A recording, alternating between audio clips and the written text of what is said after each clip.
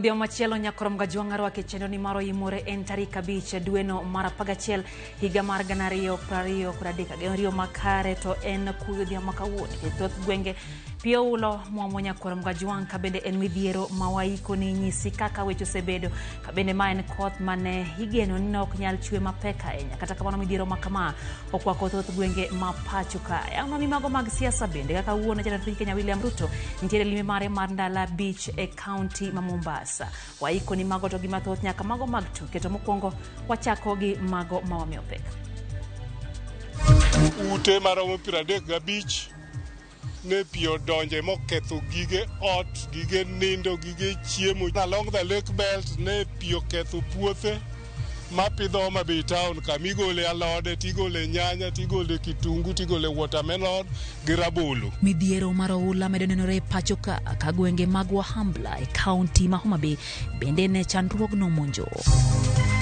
We are really ready for the exam and we want to thank God for taking us this far. Jopuonjre kwano mana seche manok kende to gichako penj mar KCSE e kinde maluoro pod nitiere gwenge ma oula ywero.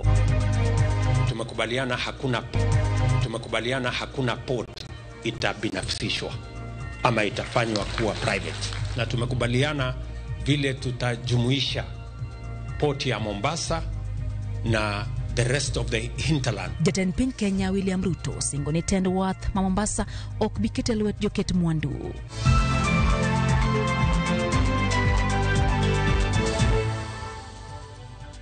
Machiegni nyakorom gajuang e chendo ni maro OIMORE wantiere kanyo gi Wilson Suka maloko na weche godhiambo makawuono be thuolo mar goyo kodwa mbaka wantiere live marot machokari adek ochono kamende wantiere Facebook live gi YouTube live duto arwake pachi odhiambo makawuono pani odiochieng' makiny bende nyithindo go mabende gi jopuonjre ma jo class 12 chako penj mar KCSE ami thuolo mar kwayo hai maber ne skunde kachiel gi nyithindo mabende gombo mondi kwane gi ote mag hai makare e penj mar KCPE machakore odiochieng'no makiny machiegni OIMORE nyinga Lydia Okeyo. Ji makwan gi 17 osetho kaluwore gi midhiero mar oula ma okel kod koth mapek madhi nyime gi chwe pacho ka. Nonro mar Kenya Red Cross bende yango ni oula no osekelo kethruok malach e miere kod jamni. Kaka jafwambo mar Walter Nyambagalero no gwenge mag nyandwat mar piny Kenya gin moko kuom mago ma oseyudo pek makamano. Kuom thuolo mar jumbe ariyo chal mar kodh El Nino osemiyo counties buora okwano lal mag mwandu kod ngima mag oganda. Koth oseng'waso thoth mag counties pacho ka ahinya te gwenge mag nyandwat mar Kenya. Kalore kod riwruok mar Red Cross maromo ji 17 osewito ngimagi kalore kod koth manyal gidi to maromo 19 to oseyudo hinyruok mikelo kod koth mar oula ma muomore karukni. Ripodno bende yango ni miere maromo 1277 oula osemonjo ka jamni makwan gi ohewo 1000 bende osetho. Kodhno bende oseywero kendo ketho e chame puothe mok tin ne 221. Jotelo mawuok nyandwat mar Kenya e koro osegolo duon gi midhiero ma okel kod oula e gwenge kaka Mandera, Isiolo, Garissa kod mamoko. Gwengegi yangore ni tho osebedoe ka miere mok tin ne 400 bende oseyudo midhiero. Suddenly we have witnessed loss of 3 lives due to these floods, including an elderly mother and 2 students who have recently completed their KCPE exams. E gwenge mag Tana River, familia moingo 200 bende koyo ng'inyo oko bang' utegi mukore kod mwandu mamoko. Bende oula oseywero kanyakla kod apaya ma bende ochot kendo ng'uko wuoth. Like Kargi Ward has 876 households affected. Many roads are impassable. Logo Road, Badandrero Road, and some vehicles are reported, about 4, swept away by these floods. Thanks to Kenya Red Cross who moved fast and distributed food yesterday. The roads leading to Mandera now, there are 3 roads leading to Mandera. The one Lefe, Arabia Mandera, Ramo Mandera, Kalalio Mandera, all are now cut off. That means the food distribution of vehicles leaving Nairobi to Mandera cannot go and to Mandera. Ginyiso luoro margi wi tuoche mabiro kod pige mochido. Bende gikoni mine konyore mana kuonde ma weth kalore ni kata mana ute mag thieth bende ulose ketho. Maji ambayo yako pale kwa sasa yamechanganyika maji ya kisima na maji ya taka kutoka kwa choo ambazo zile watu wanatumia. Kwa hivyo ile mji wa Elwak iko na karibu watu zaidi ya 1,100 leo labda wapewe maji ya chupa ili waweze kuwa na maji salama. Ile maji wako nayo yote kwa sasa kwa kupikia na kwa kufanyia chochote ni maji ambayo ni hatari, na tunahofia baada ya hii mafuriko tutakuwa na shida kubwa ya mlipuko wa magonjwa kama kipindupindu. Women are giving birth in the floods. The toilets are submerged. They do not have hygienic areas that they can access. They cannot access hospitals. Gikone jatend piny William Ruto modonjere wachno mapiyo mareso oganda kata kamano bende giywak ni omenda mane otenge weche mag El Nino pok ochopo ne counties. I really would wish to appeal to His Excellency the President is to really upscale the emergency response required, as county governments are not adequately resourced. Walter Nyambaga, Ramogi TV. Kapod wang'iyo midhierogo mag koth mapek, nyakuram gajwang' familia madirom 100 kaachiel kod jopur e gwenge mag Wahambla e kar chung' od bura ma Homa Bay Town koro dong' ma onge kama ginyalo jotie kaluwore gi midhiero mokel gi koth mapek manyoro nochwe e alworano. Kaka jafwambo marwa Ali Abich lero koya e kaunti ma Homa Bay, aora Rang'wen ne opong' ma omuomo kendo keyo pi e miere ma Wahambla.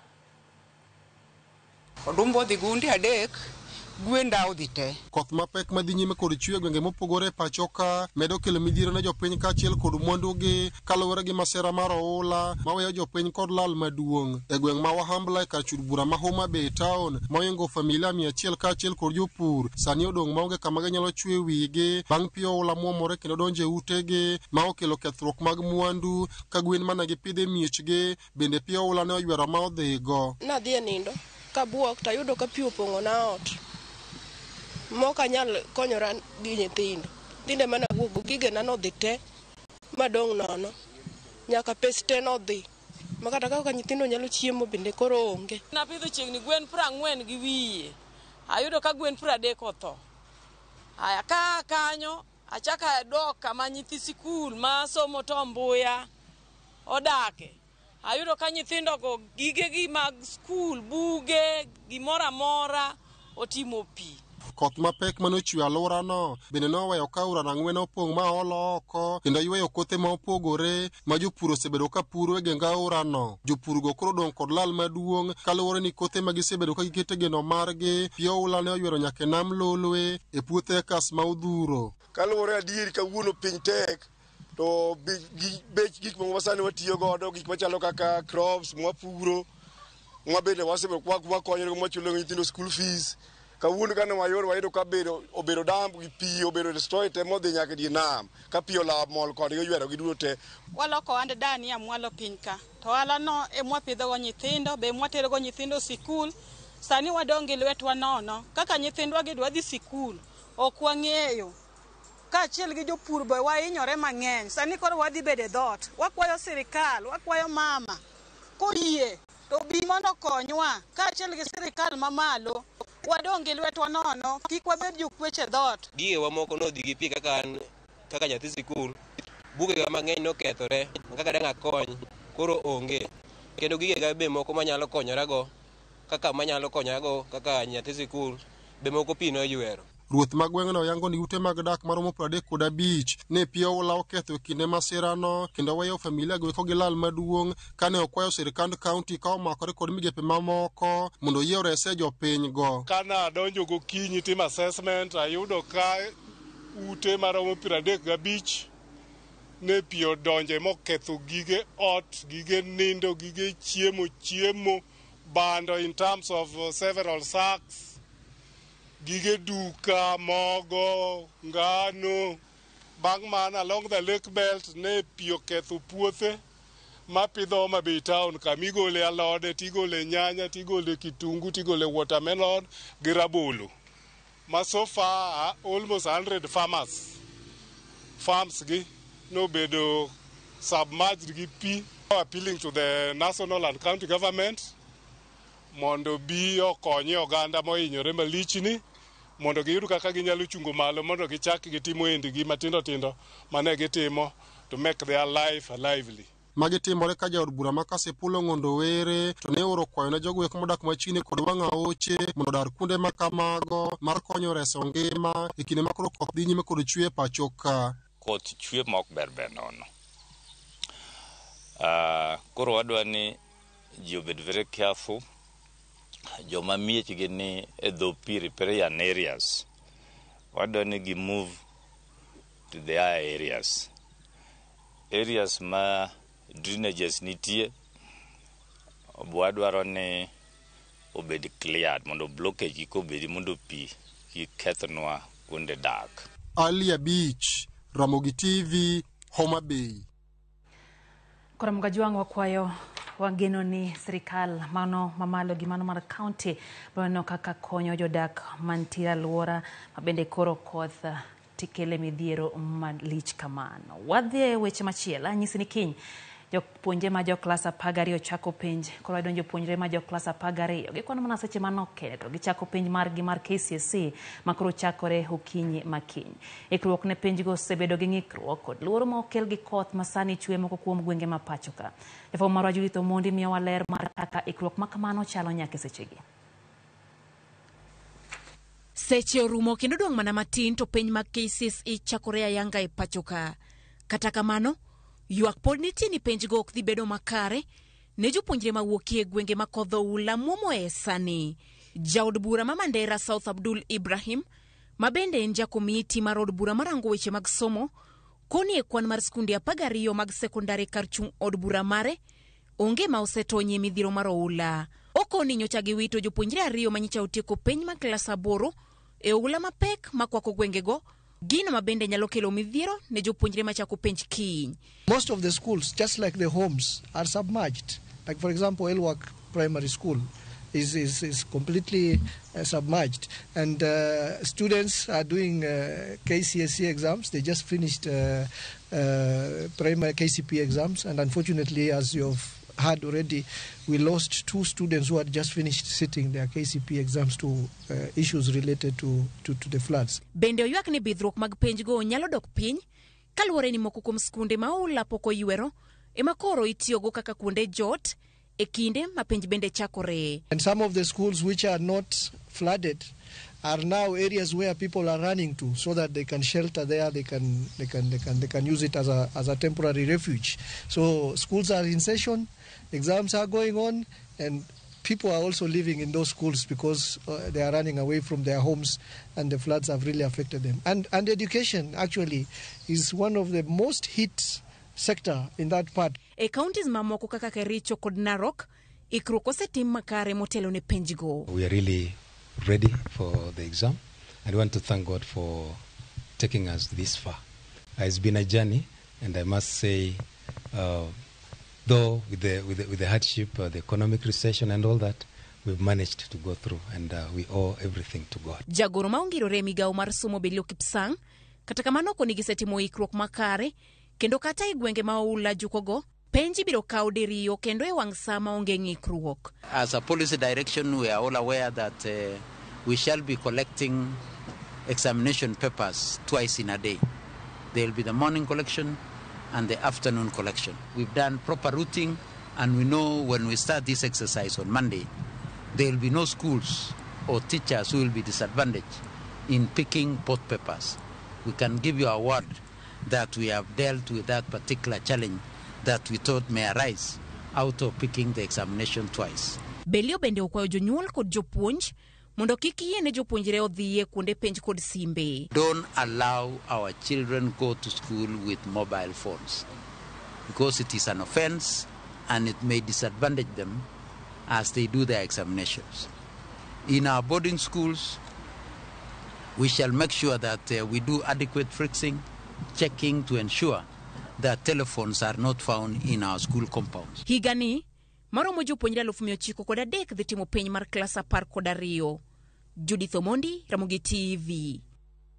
Okayo hai makare ne jopuonjre ma jo klas 12 nyakoro mgajuang kinambene koro gidhi chako penjo odiochieng' makiny pani na mi thuolo kacha inyalo oro ote mag hawi makare gi hawi maber ne jopuonjre go skul madier mondi yorne gi hawi no kachiel gi jopuonjre. Weketo tenge mag somo Wang'e mago mag siasa teri nyaka Mombasa. Jatend piny Kenya William Ruto wacho ni piny owacho mar Kenya Kwanza nitiere kod chenro mar tieko midhiero mar lowo mosiko koko gwenge mantiere alwora mar Nam Chumbi ka koro keto tenge omenda mar bilion 1 mar ng'iewo lowo ne jogo ma onge kuonde dak.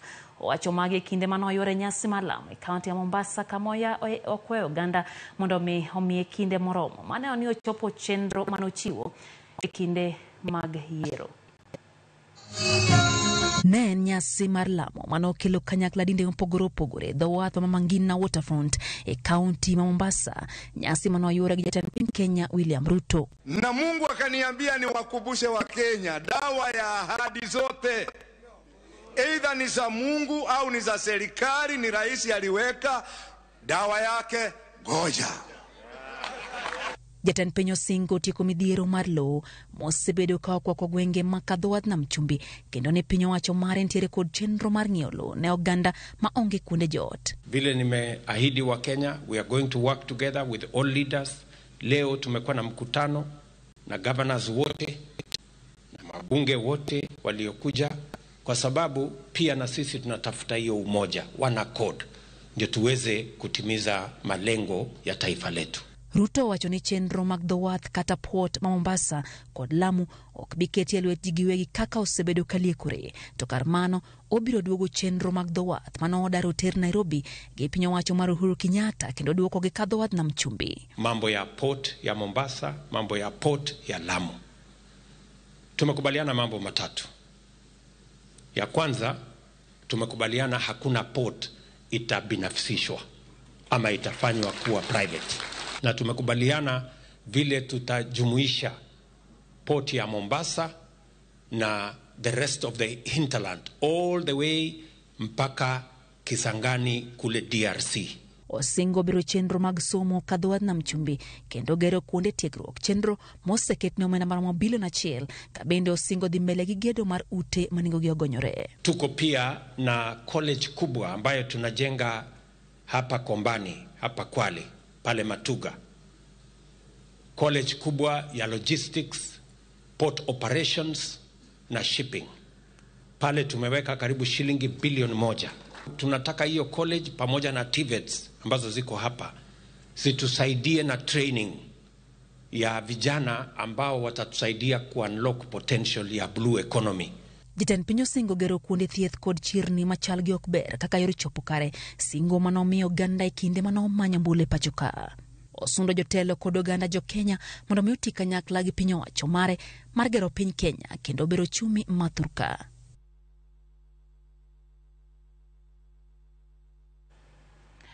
Kapod wantiere kadho wath Nam Chumbi, jopiny noyore nyasi mar budho mar oganda Luo manyobagi e kaunti ma Mombasa, romono manotesi ni Luo Festival. Nyoyore gi kweth mar jopiny to kod jotelo mopogore opogore.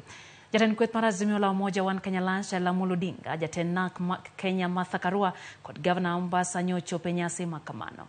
Kweth Azimio wacho ni ok gibiling' ewi pek mar ngima ma okwako oganda jo Kenya. Martha Karua kod Raila Odinga wacho ni pod gibiro keto sirikal tesre mar reso chumi ma pacho ka.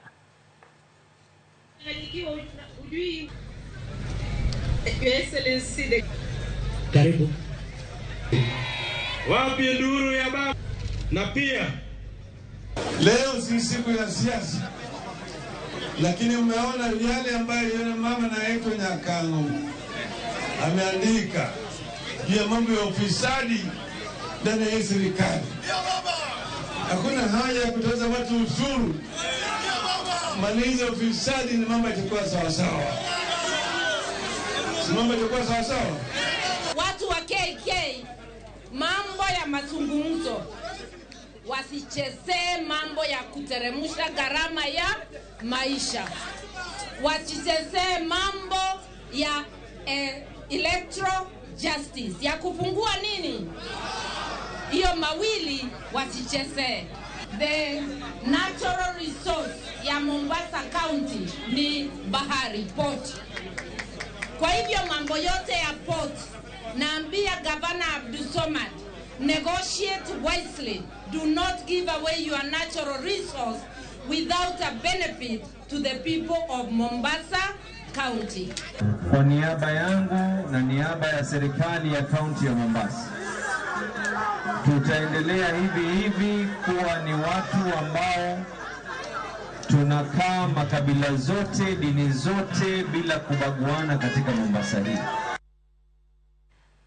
Jalup Jatend Piny Kenya Rigathi Gachagua kwedo ripode malieko ne otemo manyo mbi mar bedo gai mar gwenge mag masawa mar piny Kenya e weche mag siasa. Gachagua wacho ni en owuon onge kod gombo mar bedo thuolo makamano ni mar limo mare mar bedo Jalup Jatend Piny Kenya oromore kode kendo kodwar leo moro amora. Noloso kaluwore gi weche mosebedo kawuok e dho moko kuom josiasa ma masawa matude gi okenge mag temo manyo mbi e alwora mar God Kenya.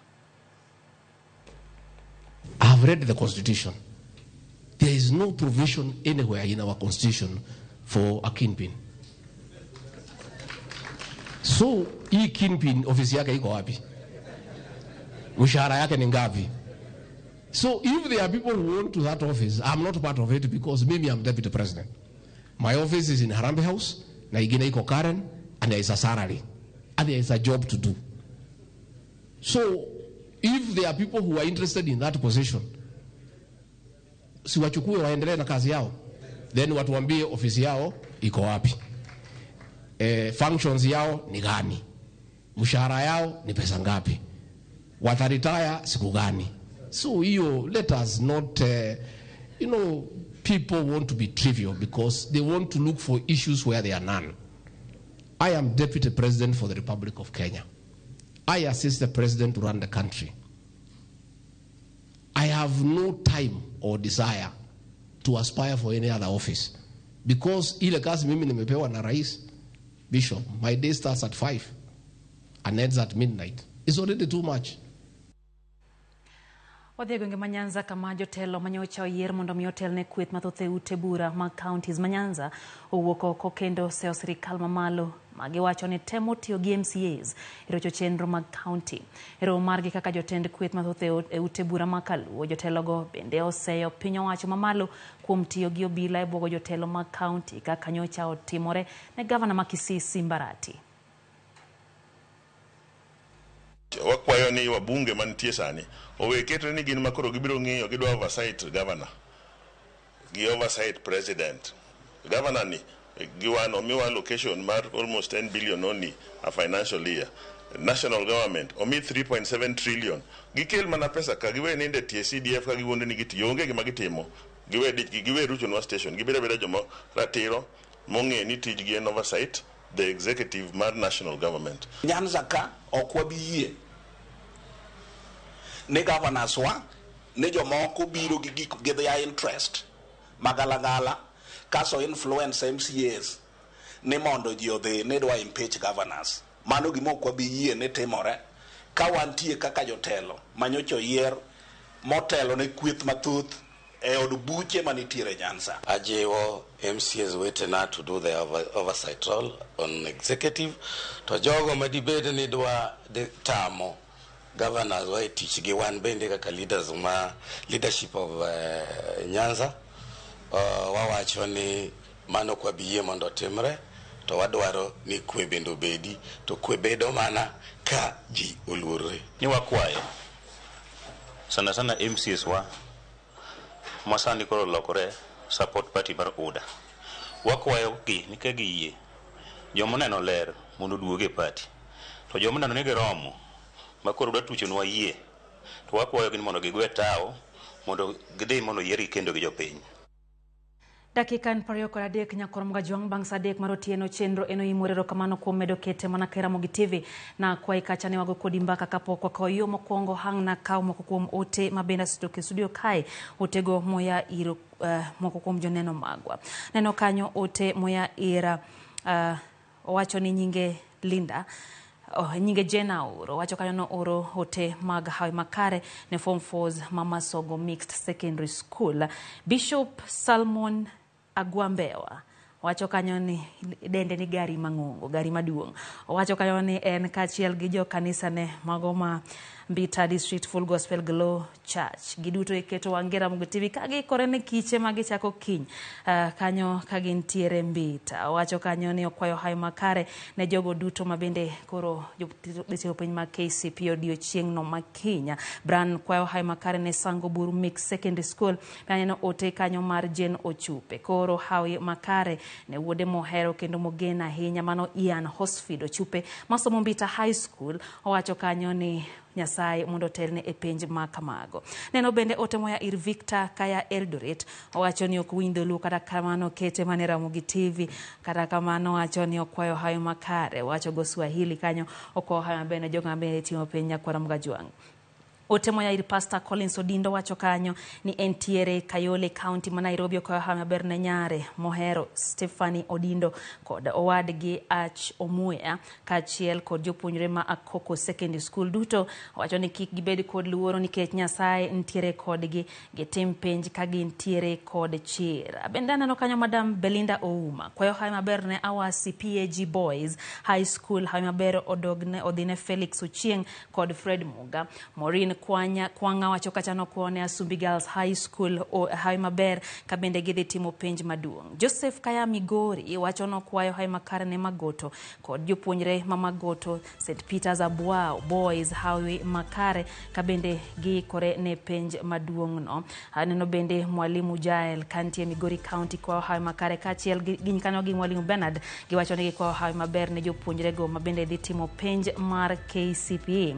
Neno bende ote mo ya ira William Muriema wacho ni Nyabera Girls hawi makare. Alan Tindi wacho kanyo ni oya Mbita okwayo hawi makare ne Nyalkinyi Secondary School. Kata kamano wacho ni okwayo bende ote mag kuyo kata ote mag mus makere ne Uganda go mawahambla kuom mago momako gi kotenre kod oula. Saida Tieno wacho ni kaka pile entiere kodwa. Aneno Helena Dero wacho ni Ramogi TV ler kendo chopo e yo makare. Omora ahinya gi chendo nebe. Aneno kanyo ote moya ir Elida Okute kantiere Gotoke. Wacho kanyo ni ogeno ni Nyasaye Dioyo mano jothur gi magigeno mano jo Wahambla kuom gimotimore. Okwayo mondo governor ma county ma Homa Bay winje ywak jo Wahambla one kaka konyo gi ahinya to jogo mabende koro onge kuonde ma ginyalo jotie. Aneno bende ote mowuok ir Kadibo wacho ni Kandaria Secondary School okwayo gi hawo maber e penj no maduong' mano mar KCSE.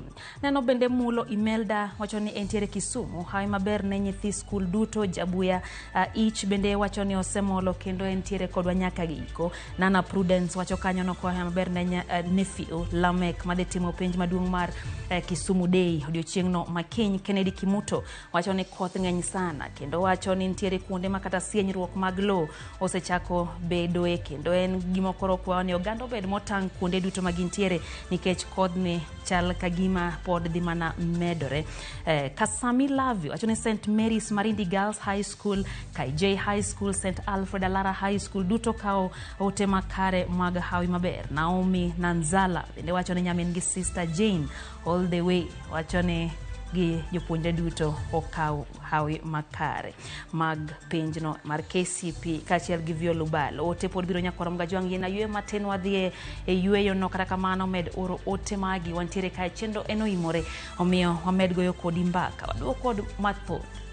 Parne kikidhi mabor namba 1 2 no kabende wantiere live e Facebook kachnya tudri kodwa achiel kachiel. Wayo matin ma en OIMORE.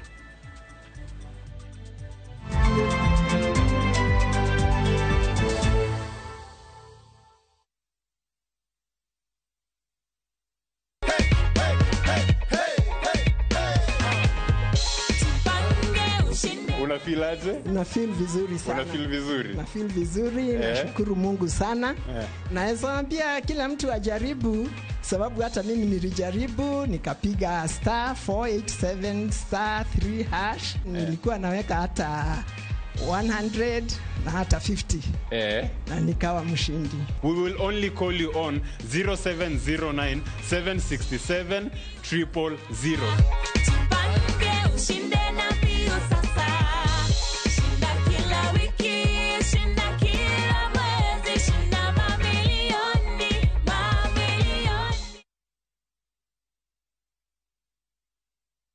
Book your festive holiday Navview Travel. 3 days Masai Mara from 15,000 Kenya shillings. 3 days Amboseli, Samburu, Saba from 30,000 Kenya shillings. Coast Self-Drive from 14,000 Kenya shillings. 5 days Coast SGR from 45,000 shillings. 5 days Coast Flying from 72,000 shillings. 5 days Dubai from 800 USD. 5 days Zanzibar from 940 USD. 5 days Thailand from 1,550 USD. 8 days Singapore and Malaysia from 2,450 USD. Book a group and travel free. Call 0703-254-254 or book online www.viewtravel.com.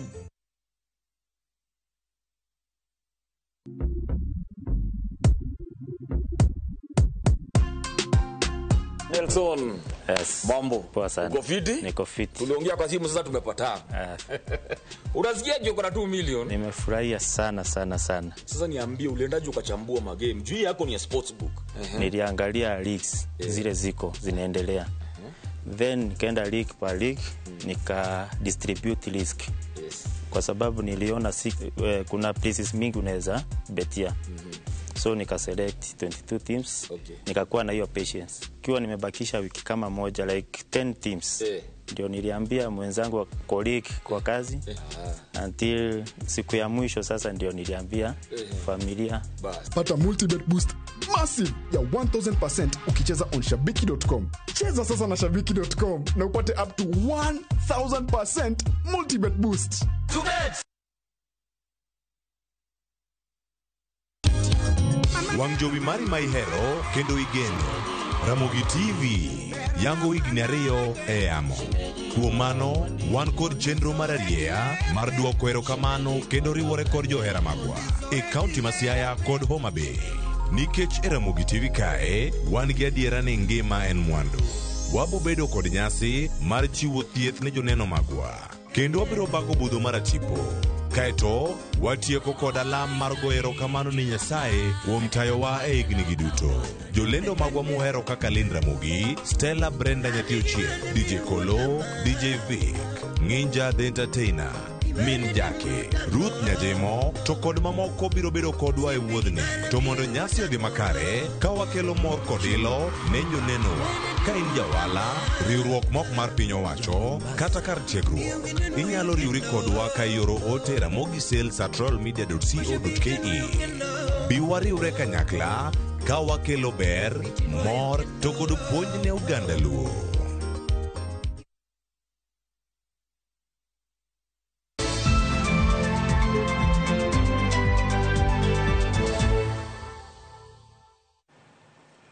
Machiegni kendo nyakorom gajwang'ero kamano kuom medo kete mana ka Ramogi TV wadhi mbele gi weche manyien.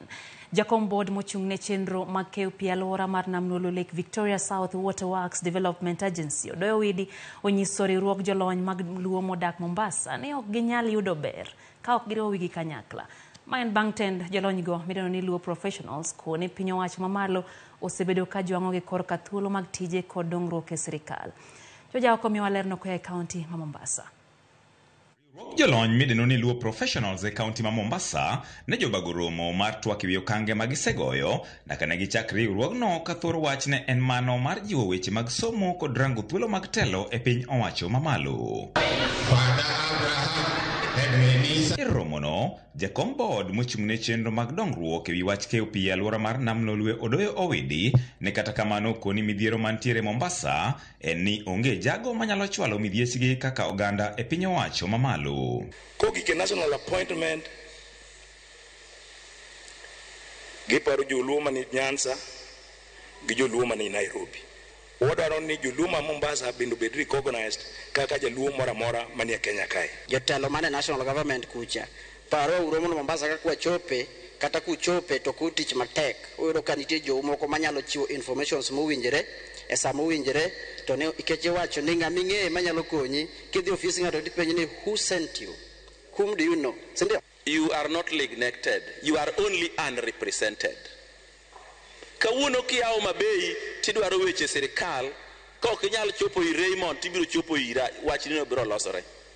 Nikech sirikal ni nothedhe yo moro makidwa dhiye to nyaka idhi gi jakanyono. Okoni en ayanga ni telo e kind oganda onagi e kaunti ma Mombasa osebedo kadok chien kinde ka kinde kaluwore gi gino mokoni en pogruok korka weche mag siasa. Kawuono koro land tije mang'eny, nyo land KRA, no chako land interior tije karibu 800. Ng'ama ni Mombasa okia kata ni ng'ama penji achak gi ng'a. Ok ni waweu ulal to ube muyie ni mondo ulal. Uonge representation in Mombasa, uonge go. MP wen ng'ama jaluo mudhire, senator en mane mudhire, nitie MCS ka kia maberio, mujumbe ne nitie achiel ka. Kawuono onge to linga ng'ama dwa wuoyo onge nikech un goche. Katek titimo kaka yot, karach tikwero, kaber tipako.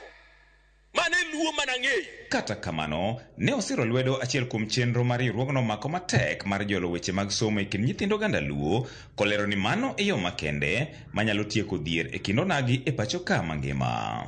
Wan gima wadich go wang'iyo ni to seche mwadwa konyo nyithi joluo mariek to jonyuol gi samoro nweng'o tin. Jomage manyalo yuorowa, mwanyalo konyore go mondo mokonygi. To jowa mag ohala, ere kaka ginyalo bedo gi tudruok. Wan education no e gima chamo. To wachame kupitia jok manokonyowa. Koro wabende konyo ni kamoro konyo sana kendo joluo bende through education. Kata ber mani koth chwe to waringo biro. To gimomora e wachuni ni gimokwongo nenu en education. Kurem somo to gi mwandu. Ng'ata chiel nyalo pangu kampecha bisidi. Gimodware mutimo, kamodware mudhiye. To be ok ubi neno nikech rem somo. Emomiyo jarieko no nowacho. Henry Brogam. Ni education makes you easy to govern but impossible to enslave. E romono ma bende ne otimie solro mar jolo som nyithindo ma jonyuol gi onge kod nyalo, owidi ni bende ochwalo ote mar jagoro mongirore e migawo mar arita Raymond Omolo kaachiel kod Eliud Owalo maduto ne gin welo mogwel. George Aoko, Ramogi TV, Mombasa. Piny owacho koro jiwo riwruoge saga kaka yo makende mar siro chenro mag dongruoge mine kod rowere e kor gwenge ma pacho ka. Kotoke kinde nyasi mar alama e kanisa mar Nomia e gwenge ma Manyata Kisumu, jatend migawo mar tudruok Eliud Owalo jiwo joma mine mondo mi odonje riwruoge saga kata ochak riwruoge mag owuon mondo mi giyud sir omenda mag piny owacho kaka Women Enterprise Fund, Hustler Fund e kind mamoko. Mabiro bang' yande rawere ma kanisa Nomia chako riwruog saga gino mowacho ni yo makende mar chwalo dongruok e kindgi.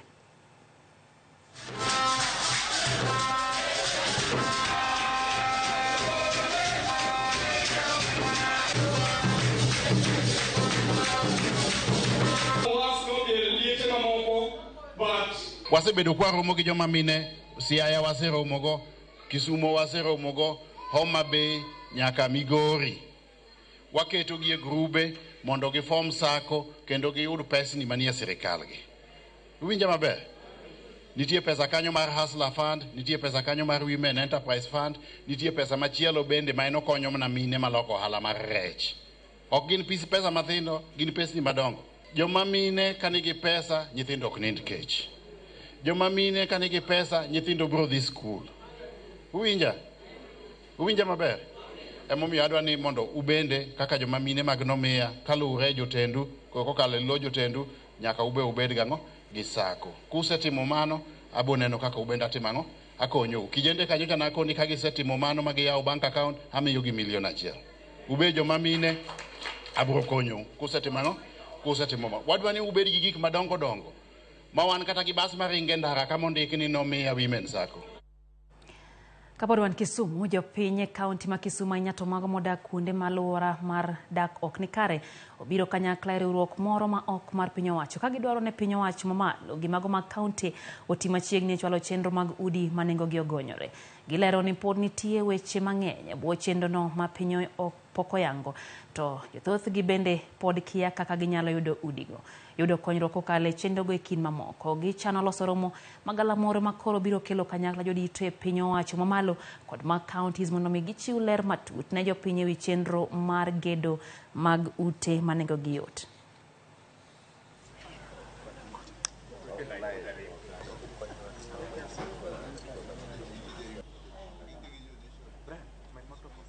Wadwa loso exhibition on 29th of this month. To waluongo jo serikal te mondo bi exhibition no mondo wakonyre gilernwa weche mapok wang'e maber. Kasani giwacho ni gidwa loso wach mar affordable housing koa national government, to wan e ground ka wadwaro mondo wati kodgi mondo wawich wejego maber, to gi jowa ma jolwedo mang'eny ma wan go kae, jo energy, jo climate change, jo mang'eny manyalo tiyo kodwa mondo gibi wariure wano kaka wanyalo loso wechego. Akwayo ni sirikal mar county sani gimoro no biro, housing is a right, gimoro no biro ni valuation roll, jopiny ok winj gini maber. Ting'e ratiro mar dhano nyaka ibedi kumidake. Koro akwayo ni issue mar valuation roll ni wadwa mondo wa engage mondo jopiny ong'e ni to what is evaluation roll, mondo kata ko biro kata koda chulo ni rates mabiro to biyo yo makare. Platform kata budho mwaloso kochakre tarik 29 nyaka 2 Disemba ni owinjore kendo ni kare mondo sirikal mamalo gi sirikal mapiny ochopie mondo giler ne jopiny kuonde mago mapod ok obedo maler mamono jopiny goyo okang' giwegi kata gi kaachiel gi sirikal agenda mar keto udi makare. Sirikal ojiwo mondo mi omed taulo mag ria magichiwo e skunde kendo ne ni ler e kinde ria bende oting' malo e skunde duto mathulka. Jopuonj kod jonyuol ywak ni pek mar yudo taulo mag ria pod medo rocho som nyithindo manyiri. Skunde mathoth e kaunti wa Migori pod onge kata gichope molos makare ma nyithindo manyiri nyalo loke taulo mag ria kata luokore e kinde mag ria. Nyaka sani piny owacho wa Migori osechuogo komiti ma ong'ere kaka Menstrual Hygiene Management Committee madhi nyime kod loso chike mag konyo jiwo keto ler e kinde mag ria. Honorable Sophie has proposed a project covers 10 countries in the region and also menstrual hygiene, the government temo manyalo through provision mar pads gichiwo tok nyal romo because this is dictated by nature and it is all over. Kendo gima affect learners, any one of the things ma affect the girl child. Omiyo ka wanyalo maintain supply mar pads ni nyithindo manyiri seche duto, aparo no biro bedo real game changer kendo nyithindo gi biro yudo time to concentrate. I am hoping, and my prayers is all other leaders come, join hands, be able to curb this, because it's only this way we can empower a girl child. No one wants to be left behind because of such shame. It's a natural thing. Yeah, so there's nothing much. It's not something to be ashamed of. So we really need to encourage our girls by ensuring that they are secure on that area. So yeah, something needs to be done. Koro wadwaro ni mondo products obed available. Kasto wa break the silence. Mondo nyathi manyako sama odhi e dwe obedo gi chir. Kamana weche mag pesa. Omenda mibro ket mabro telo ne mabro make sure ni services gi gintiere available, miyo kata nyako mantiere at the community level at the farthest end nyalo yudo access. Thuolo machielo nyakon mga jwang' mwaka oyue chendo ni mar OIMORE na nyisi kacha na ruaki mondo wago kodi mbaka bende nyaro otego mago mag hawi maber ne jopuonjre mag KCSE. Neno kanyo ka mwalimu Bernard wacho ni okwaone wang jowi okwayo hawi maber ne Awino Cynthia mar Nyabisawa Girls kod timo KCSE hawi makare. Kato choreographer Frank wacho kanyo ni owadgi bilo chieng' mar Majiwa Boys kod Otieno Yo High School okone gi hawi makare. MC Awuor wacho ni Arude Secondary School Kawango Village okao ote mag hawi makare. Kato Chirura Wechuli Mahindra wacho ni en live kaene Kenya kai. Haya, John Waweru aneni kachi wacho ni in olunga uma intere sindo ikwayo hayo maber ne nyathi Udan Nyayiera kantie Tom Mboya School Rusinga. Aneno ote kanyo mar Michelle Kinyi Owino Wachon ni oro ni Irene Macheche success kod timo penj mogik mar KCSE ka entiele BL Teza Complex Karungu mane school mosome. Job from Minyere Kanyikela kwa hai maber ne jopuonjre mantie Maranyona High School. Wacho kanyo ni Hunjo Ramogi kagen kanyo gi brother Frank Benedict Lanis Kahaha kantie Kendo Bay kwa hai maber ne Otok Mixed Secondary School Kodogandi Mixed hawi makare. Odoyo Agwanda wachono kawa hawi maber ne got Kojowi Secondary School kaeto kwayo aneno kanyo ka otebende ya Rijeri Jalamo Woda Kelebenga wachoni Ruga Mixed Secondary School okone gi hawi maber kod wode manilungo ni Bush kantiere Ratanga Boys bendo wacho kawa ni dhi timo penj. Mikae Kiloki wacho kanyo ni okwayo ni serikalo konjo dak mawahambla kutendre kod kata midhiero mar koth mabende notimore e gwengego. Aneno Princess Anne kwayo ne jopuonjre duto hawi makare. Kasami Lavi wacho ni St Mary's Marindi Girls High School okawo ote mag hawi maber kina bende gidhi timo penjno mar KC as SEO Okinyi Makinya bendane no kanyo ka mwalimu Quinta Budi wachono hoyo oro hawi maber ne Gordon Budi mar Mirogi Boys manondhi wa sub county Homa Bay okona gi hawi makare. Nano bende Amerinya mwalimu wachoni entiere at River gimoma kodhoge wachoni nyocha raiso wachoni El Nino koro penjo maen goni to ma ok en El Nino. Haya mano penjo ma Meri nitiere godo kanyo. Ote maneno kanyo kendo oya ira Fidel Okanga wachono ko maber ne Stephen Saminera High School kabina neno ote mar Susan kantie Ruiru ko maber ne wuode mohero Clinton Otieno mar Kibos Secondary School wacho kanyo ni Nyasaye mondo telne kinda bendo dhi timo penj makamago. Neno ote mar Rosabo kantie Rodi Primary ko maber ne wuode mohera ahinya Peter Osese mar Ringa Boys wacho ni Nyasaye ema mondo mi omede rieko kendo hotel ne bende ko dhi timo penj makamago. Aneno bende ote mar Naomi Nanzala wacho kanyo no ko hawi maber ne jopuonjre. William Okach wacho ni REM kata REM High School Ngong Koda Chego Mixed Secondary School okawo ote mag hawi makare. Lydia Oloko na Serembe Mixed Secondary School. Amelia Rowan kwaone first born mare Wanganda Clement mantie St Peter's Abuao Suna West Migori okone hawi makare. Brenda Brinton ni kacha wachoni Lala Secondary School kod Nyalkinyi Secondary ikone gi hawi maber. Defense Nevilet wachono wadgi Byron Odundo bende timo penj. Zado Kochieng wachoni Dudi Girls Migingo Girls Girai Girls okawo hawi makare. Kora mgajo moyo matin waduogo hangno atem kendo wachakwa som ote moko maeno imore.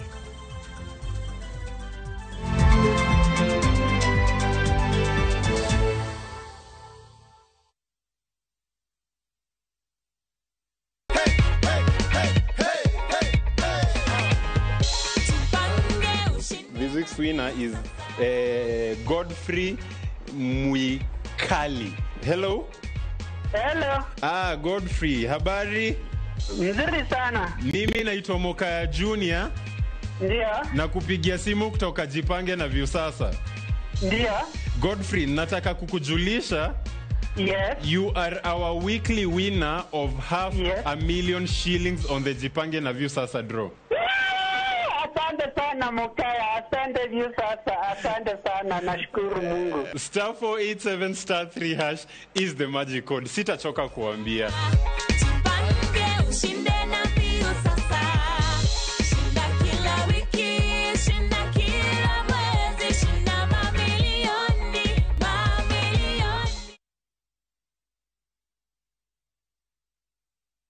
Sasa kwa tao moja tu unaweza pata third party cover for your private motor vehicle valid for 30 days. Say goodbye to expensive motor vehicle insurance. Pata bima kutoka Direct Line Assurance. Kujisajili bonyeza star 487 hash. Weka namba plate ya gari yako, ID namba yako, email address yako na ulipe thao moja tu. And your digital cover will be sent to you instantly. Collect your sticker at your nearest Total service station. Dial star 487 hash upate third party motor insurance valid for 30 days. Pap, ni thao tu.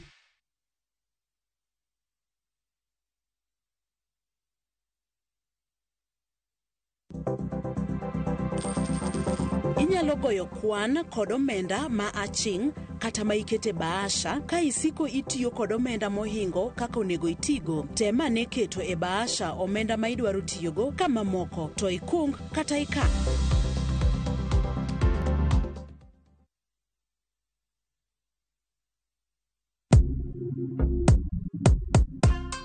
Kwa majina naitwa Joseph Stoko, natoka Trans Nzoia County.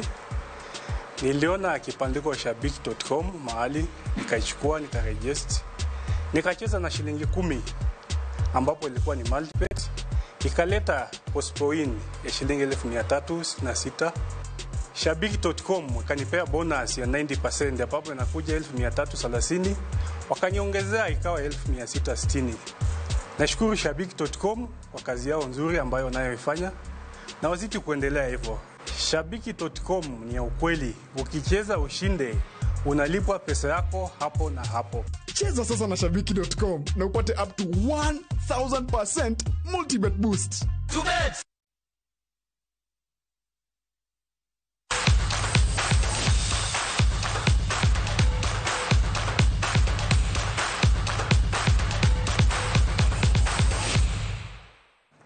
Machiegni pa tuke nyakurom gajuang. Helen Obiri obedo jaloch e kinda mag New York City Marathon bang' ringo kuom seche 2 dakika 27 gi nyiri 23.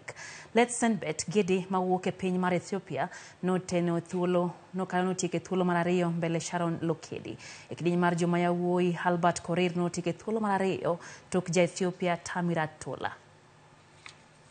Using every stride to get her closer to that finish line. Letesenbet Gede does not look like she has it within her to close that gap.